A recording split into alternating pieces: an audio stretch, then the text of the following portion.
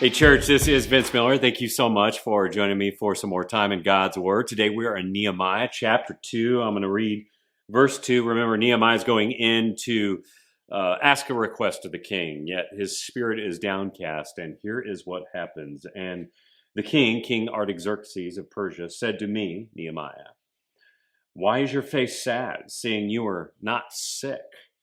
This is nothing but sadness of the heart." Then I was very much afraid. Now, fellas, this encounter between Nehemiah and the Persian king is a profound moment. These two men are distinctly different. The contrast with them is radical. One is a slave with simple faith in God, and the other is a powerful leader of a pagan nation. Yet in their interaction, we witness this significant connection between the two. And I'll just say this to you, many men and leaders never reach this point. Some leaders are just too engrossed in their power and in themselves to be involved, while subjects fear vulnerability due to feelings of insignificance at times. But here, in this moment, we witness a leader showing interest and a worker being vulnerable, and it brings them together.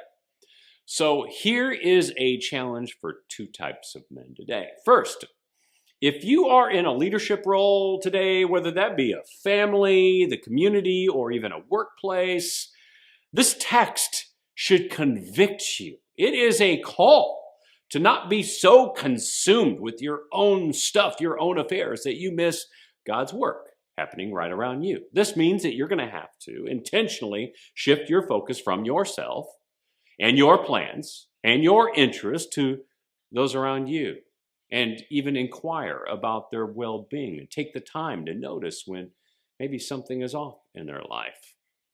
You know, I actually believe that God may place someone in your path today who needs your attention, but you're going to need to redirect your focus from yourself to them to see and respond to their needs.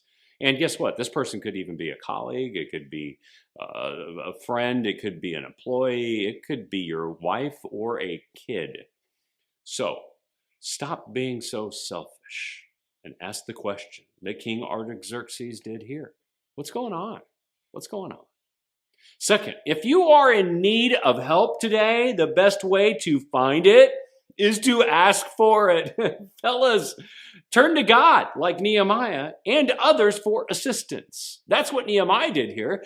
He turned to God for months and months and months and months, and then finally boiled over into a relationship wherewith someone could actually respond to that need. King Artaxerxes, even though it put his life at risk, he put himself out there. So you might need to overcome emotional barriers within yourself to seek out the resources that God has already provided. Yes, that's the truth. That God has already provided, but he wants you to ask for.